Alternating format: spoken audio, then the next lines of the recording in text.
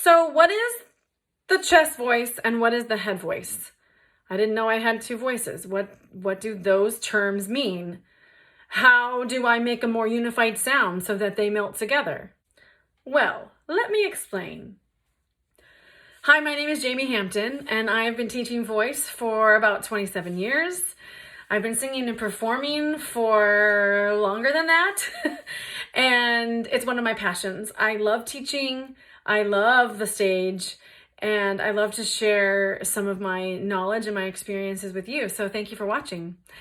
So the chest voice is called the chest voice because of the fact that we feel the vibration mostly in our chest if we are singing or talking in lower notes or lower tones and pitches.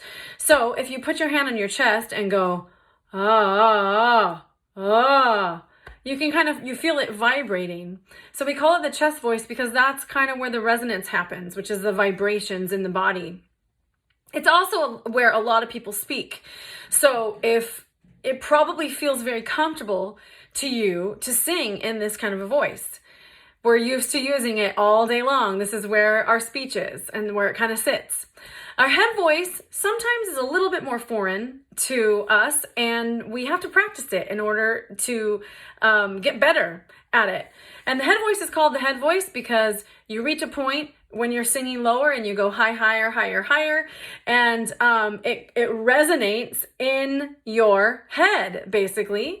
So a lot of the time we can get there by maybe sounding like an owl, hoo, hoo, making those owl sounds, hoo, hoo, or maybe a siren, hoo.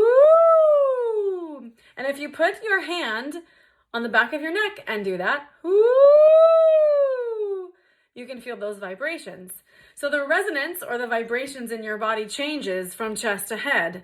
And that is one reason, a big reason why we call it chest voice or head voice. Now, the challenge comes when we're singing a song or a warm-up of any kind where we're singing maybe these low notes going, yeah, and then it wants to what we call break. So we get to a certain point in our range, yeah. Now we're in a head voice, and there I was making it very drastic so you can hear the difference between chest and head voice. And so the challenge becomes, how do we smooth the passage, that passageway? In fact, it's called passaggio, which means passageway, right in those sticky spots where it makes a change. So I'm going to explain how you can do that a little bit easier and better. So one way is getting familiar with your head voice and singing in that higher range. It will help you so that it doesn't feel so foreign and feel so weird, especially if you're not used to doing that, singing up there. So you can sing songs that maybe require you to be more in a head voice. You could do warm-ups that would help you to get there. There's different ways to get used to it, and you have to like it. You have to want to like it. That's probably number one. And maybe it wouldn't be the strongest thing at first, but it's okay because it will get better. Let me explain to you a little bit about how your vocal cords work and how there are two muscles that are very responsible. One is responsible for lower notes and the other is responsible for higher notes. So here's a little visual for you. I'm going to use my hands as the vocal cords, okay? So pretend my whole hand is the vocal fold, actually is what we call it. And when I'm singing in my chest voice, the whole vocal fold is vibrating. Both sides are vibrating fully.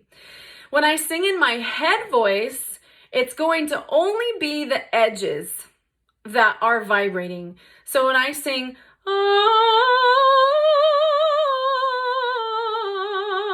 it's only the edges, like this. This is kind of like the edges here of the vocal fold that is the chords that are vibrating.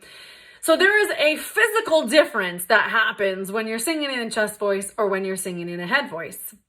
So we have to strengthen that middle area of the voice. And there are ways you can do that.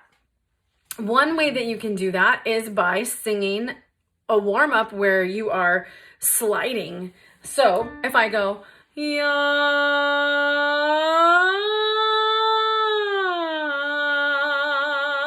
and I don't know that you heard my break, I heard it a little bit, but that's the goal, is that you don't hear the break. At first, when you first start doing this, you might hear, yeah, and it might like feel very, like a very heavy break, a very strong, sudden, I should say, break. Keep working on it. Keep doing these warm-ups so that you are in the hard spot of the voice where probably you don't want to be, because it feels weak and it might feel like I was saying foreign or feel strange. But the more you practice it, the better you will get. So practice, go lower, and lower, and you'll find that it will get stronger and stronger, and you won't be able to hear that break so much anymore. Now, there are different reasons you would use these voices. Sometimes we're singing so low, you are in a chest voice. That's just the way it is. And sometimes you're singing so high, you're in a head voice. It's just where your voice goes.